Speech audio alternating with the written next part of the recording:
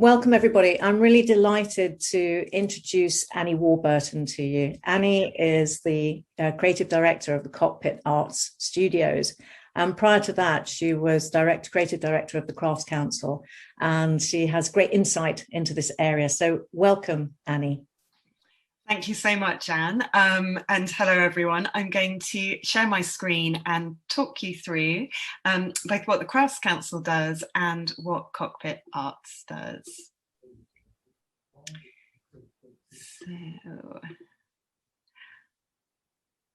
So as Anne said, for 5 years, I was creative director at the Crafts Council. The Crafts Council is the national development agency for craft in England. It does a range of activities, including public selling showcases, public exhibitions at galleries and museums around the country. It's home to the National Collection of Contemporary Craft. That's a 50-year-old collection spanning all craft disciplines, from textiles to ceramics, to wood carving, to letter cutting. It also hosts the National Directory for Contemporary Craft, where buyers or collectors or curators can find contemporary makers. It conducts research and policy, and I'll touch on that a little bit later on. And it also supports makers with developing and growing their practice. And finally, and most importantly, it champions craft education at all stages, from preschool through primary, through secondary, and then through into further and higher education. So the Crafts Council supports craft in a holistic way as a champion for craft culturally, socially, and in terms of the economy. I will talk more about that in a little while. My current role is at Cockpit Arts. Cockpit Arts is the largest cluster of contemporary craft makers anywhere in the UK. We run 2 studio complexes in the heart of London, and across those 2 studio blocks, we're home to 150 makers working in 20 different disciplines. Our mission is to support makers to start up and grow their practices and to succeed on their own terms. And I'm sorry, I've got, so here's a snapshot of just some of our makers. As I said, we've got 150 at our studios. This gives you a sense of the breadth of disciplines. We have particular concentrations in textiles and weaving, in leatherwork, and in ceramics. But as I said, we've got 20 different disciplines. We have a lot of jewellers as well. And our programme includes a number of awards. In any one year, around 20% of the makers at Cockpit Arts are with us on awards, which means that they get free studio space, business support, individual coaching and training, as well as, in some cases, equipment. That gives makers a brilliant chance to start up in practice when they graduate, with the support of a creative community, and with the support of in-house experts who are business coaches. And the images that you see here, and I apologise because they are a little bit pixelated, but this is one of our awardees from Turkey, Esna Su. Esna is a graduate of the jewellery programme at Central St Martin's. She joined Cockpit around 2 years ago on one of our awards, on the Basket Makers Award. And this has given her the chance to have a central London studio and also have all of that business support. So as I said, our mission is to empower talent. The way we do that is with subsidised studio space, the awards and bursaries that I've mentioned, the business development and coaching. And how that works is we run programmes of 8 or 12 business workshops covering everything from developing your business plan, pricing your work, finding galleries, shops or other outlets, developing your marketing plan, intellectual property and copyright, and so on, every aspect. And those training programs for small cohorts of between 12 and 15 people is complemented by that one-to-one coaching, so that makers get to embed what they learn in their own business model. We also run a range of selling and promotional opportunities and collaboration opportunities. And we also work internationally, and maybe we'll get into that a bit more in the conversation. So in terms of the public showcases, we open publicly twice a year. Of course, in the last year, we haven't been doing that so much. So I'm pleased to say that in the last 2 weeks, we opened for the first time in 18 months. And the appetite was so strong that we welcomed the highest number of visitors to our studios in 8 years, which is quite remarkable. Those showcases are a vital opportunity for makers to put their work in front of not only public audiences who might be buying direct from them, but also to store buyers, interior designers, commissioners, curators. So often those showcases lead to major museum commissions or to a new range being commissioned for a leading London or online store. So it's a vital part of the commercial mix for the makers, and especially for those starting out on their practice.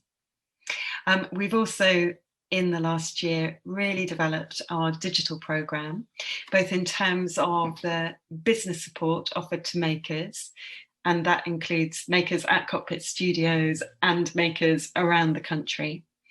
And in terms of our public programme, where we've been running a range of talks and demonstrations and online workshops to bring our work to a wider audience. And last year, when we ran our digital festival, we reached 160,000 people, which is quite incredible, and again shows that appetite for contemporary craft.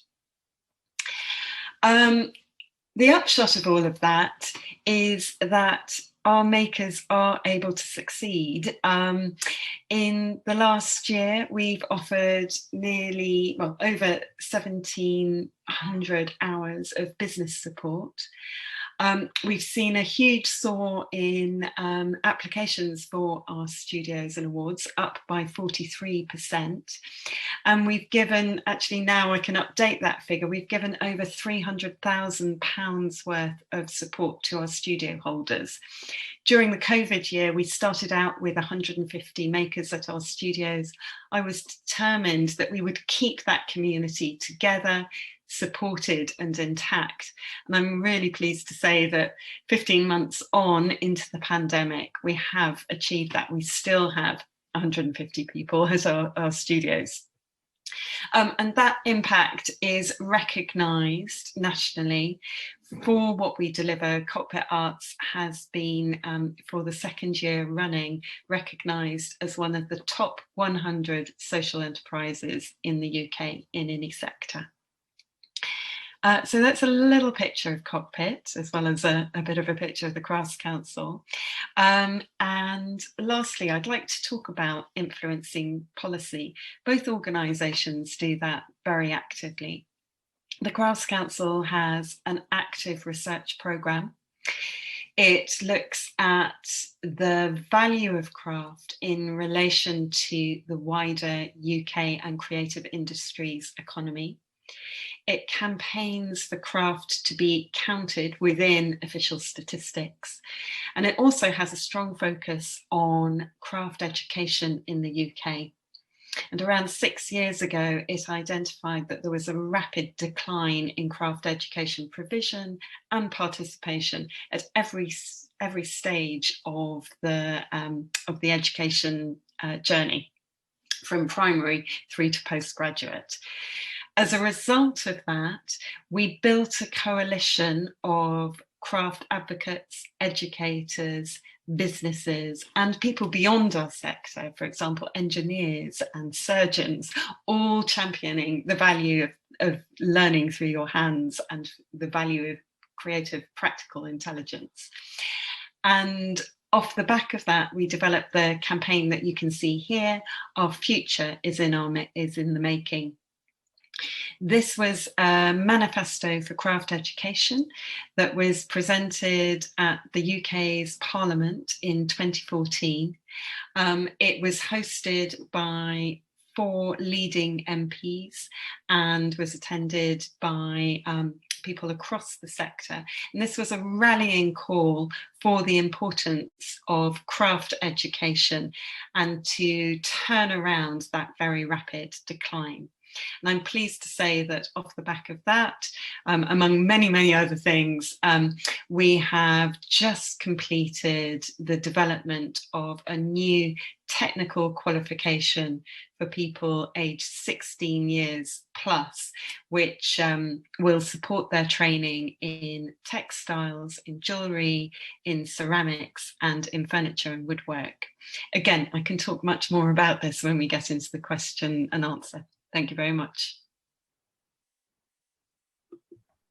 Such inspiring and positive presentation. You already answered some of our questions, but I'm just going to repeat them to get more details, if it's okay. Mm-hmm. So our first question is about, could you please tell us about your role and experience both in Crafts Council and Cockpit Art, and how you take part in deciding the priorities for support?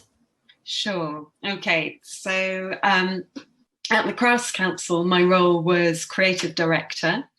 I looked over 4 major areas of our programme: research and policy, innovation, education and professional development, talent development, and our exhibitions and international showcases. So it was a very, very broad remit.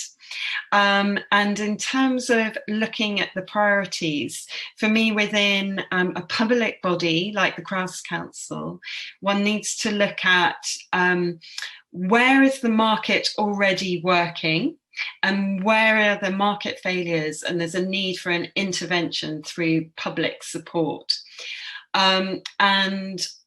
There were many areas that we worked on, but there were 2 focuses in terms of that priority. One was that urgent need to address the decline in craft education. That was a priority because if we don't address that and the pipeline of makers coming into the sector, then there will be no sector. So that was absolutely a priority. And the second priority was looking at craft in relation to other industries. So making the case that, of course, craft creates beautiful objects for our homes or for galleries and museums, but it's also really vital for the innovation agenda in relation to new technology, in relation to the environmental crisis, in relation to health and well-being, and in relation to the economy. So those were how we settled on the priorities. At Cockpit Arts, I'm the chief executive, so it's my job to run the organisation as a whole and ensure that we're on track. Our major priority is enabling makers, empowering makers to make the most of their talent and to invest in them with that business support, whilst also providing subsidised space and equipment. In a city like London, we're one of the most expensive cities in the world, and when you graduate, of course, it takes a while to build your practice and your business. So that's a critical point when people often leave the field because they've graduated, they have tons of talent, they don't have the business skills, and they haven't yet built their work to the point where they can sustain themselves through their work. So that's why we focus on providing that business coaching as well as the subsidised studios. Thank you, Annie. Incredibly important work. I would like to ask you about the sort of post-pandemic world. What more can be done to effectively engage with the public and demonstrate the public benefit and impact of this work? Yeah, I think, well, as I said, when we ran the digital festival last year, that was digital only, we reached this huge number of people that we just couldn't have anticipated. And I think during the pandemic, many people discovered joy in making, actually, and discovered that that was something that to make enabled them to supported their mental health, created a sense of meaning and purpose. So there's something happening in the wider society, in the zeitgeist. And I think the response we got to the festival was an echo of that. So we've got an opportunity now to bring more and more work to the public. For us, post-pandemic, a huge priority has been to connect with our local communities. We're based in 2 different neighbourhoods in London, and we also have an international reputation. We've finished a project earlier this year working with 160 craft businesses in Pakistan. So we've got this international aspect, and then we've got this hyper-local aspect.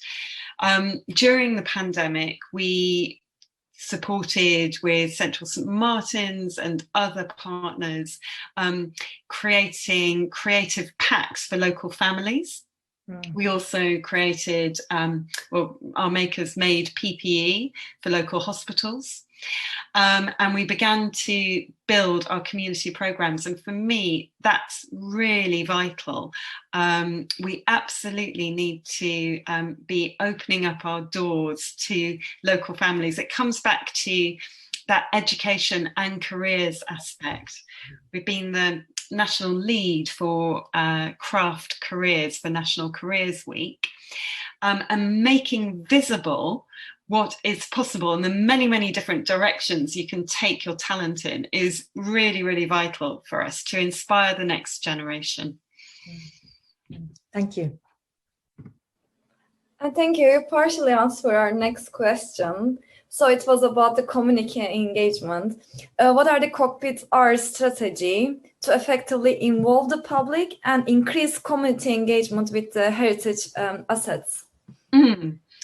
So I think key to our strategy is showing how things are made. People are fascinated by the process of craft, and that the digital platforms have really given us a huge opportunity to take advantage of that, because suddenly we're able to communicate how things are made from start to finish. And if I talk again about the festival we've just run this year, we ran a series of projects called The Big Make, where 5 makers in very different disciplines, rug weaver, a heritage musical instrument maker, a ceramicist, and a couple of others, an embroiderer, launched a project at the beginning of the 10 days and followed it through daily, showing step by step how the piece of work was made. And to me, that really captures the imagination of the public, where they can see what the secrets are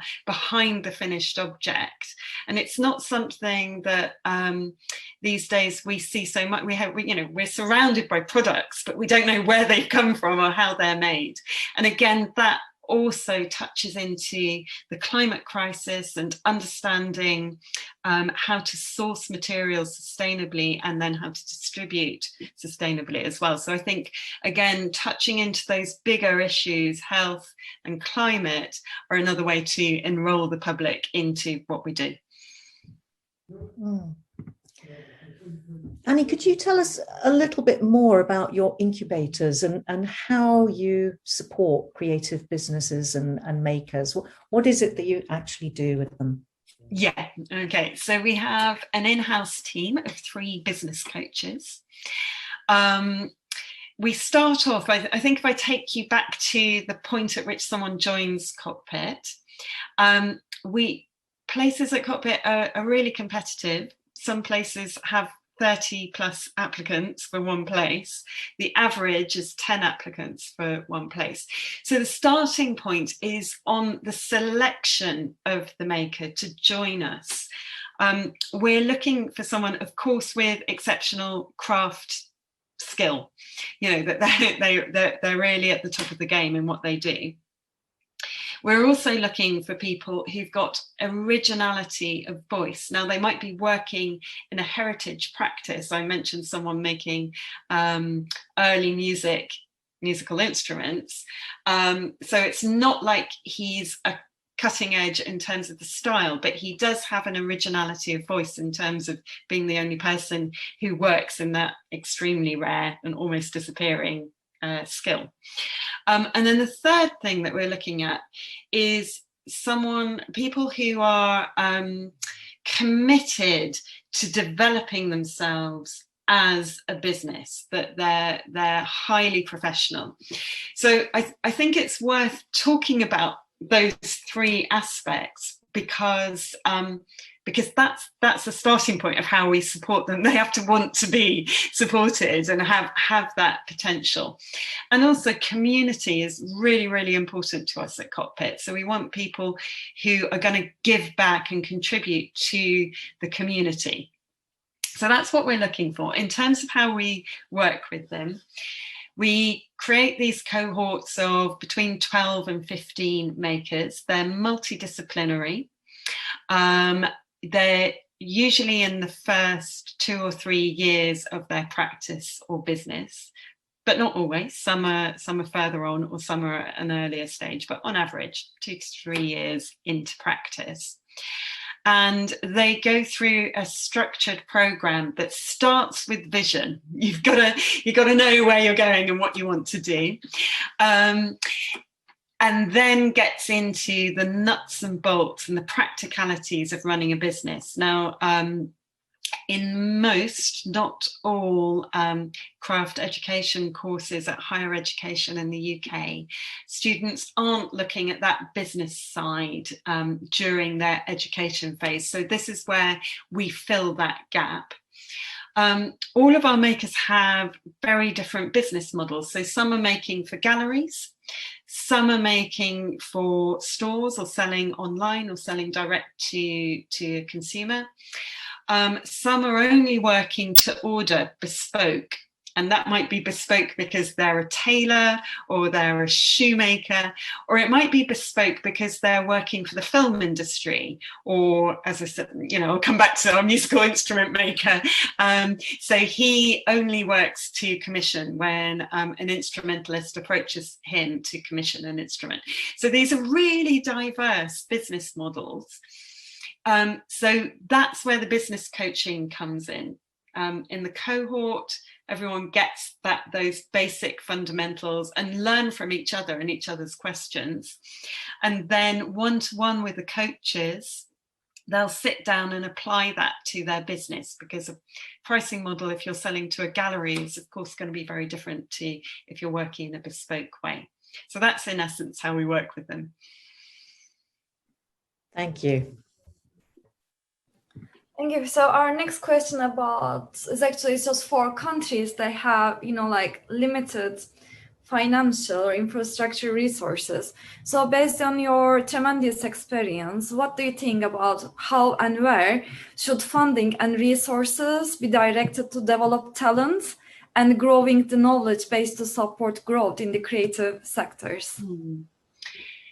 So I think this is where the research and statistics come in, because if you are demonstrating to a funder, whether that's a private funder or a public funder, a state funder, if you're demonstrating the return on investment, then they're going to buy into it. And that's certainly the approach that we take at Cockpit Arts, in terms of we can demonstrate categorically that businesses at Cockpit Arts outperform and outtrack craft businesses in London as a whole. I think it's also about demonstrating need, and the way that well, in our case, we bridge the gap between talent and opportunity. So, of course, talent is everywhere. Opportunity isn't everywhere. But this comes back to the return on investment, that if you're not creating those opportunities for people who, for whom they're not readily accessible, then the sector, the economy, the culture is missing out on talent. So it's about creating that case to public or private funders. I can't really comment on other countries' funding regimes, but I would say that in the UK, over the past 15 years, there's been a lot of emphasis on the economic contribution of the creative industries. And that recognition has unlocked funding because it shows what that return on investment is. But it's about building relationships, and it's about understanding the funders' priorities and talking in their language. So it's about translating what you're doing already into their point of view. The crafting technology for textiles project team, we are also interested in the global outreach of Cockpit Art for UK's creative clusters, especially in the global landscape post-Brexit, let's say. What are your strategies to attract and support talent from abroad to come work in the UK? Yeah, so I'm really proud that we have a hugely international community at Cockpit. And prior to the pandemic, we were welcoming visitors from right around the globe, quite literally from Brooklyn to Siberia, to Venice, to China, to Pakistan. So we really had a global reach, and that's mainly through our collaborations with the British Council, which are very long-standing, where we have worked internationally. But our own international community of makers is really a product of the UK education system, which has attracted students from right around the globe. And again, Cockpit Arts being here enables those makers who have come to the UK to train and study. It gives them that opportunity to, if they wish, stay in the UK and build their practice here in London. So working closely with education institutions like the Royal College is absolutely vital to our strategy. Over the last year, of course, our international work has happened entirely online, but has been no less effective for that. I'm seeking to grow that in the next couple of years. For us, having an effective international strategy absolutely depends on our partners overseas. So it's about having a really strong, enthusiastic partner who gets us and gets the value that we add. But it's not something that we can do by ourselves. And for me, also, it absolutely needs to be an equal exchange of knowledge and skill. So it's a two-way street. We learn as much from our international partners as I hope we contribute to them. in the future, and I'm looking at this right now, I would like to create more international placements and residencies and exchanges. So hosting more makers on a fixed term residency at Cockpit from around the globe. I'm talking to a few partners about that at the moment and would love to do more.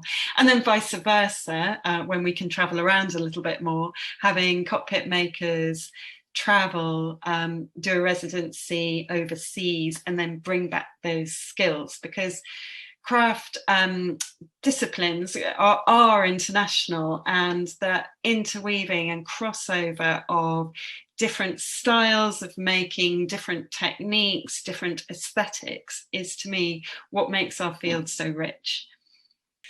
Annie, thank you so much indeed for your time today and for these really valuable insights and very exciting update on the work that you're doing.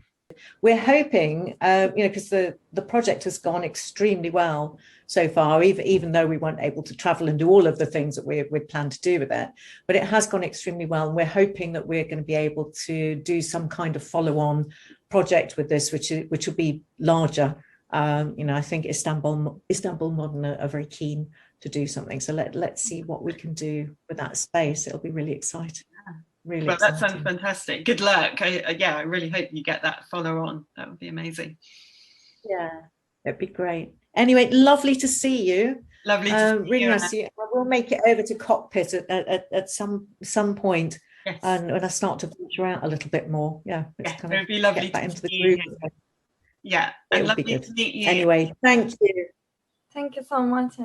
Nice to meet you. Okay, cheers. Thank you. Bye-bye.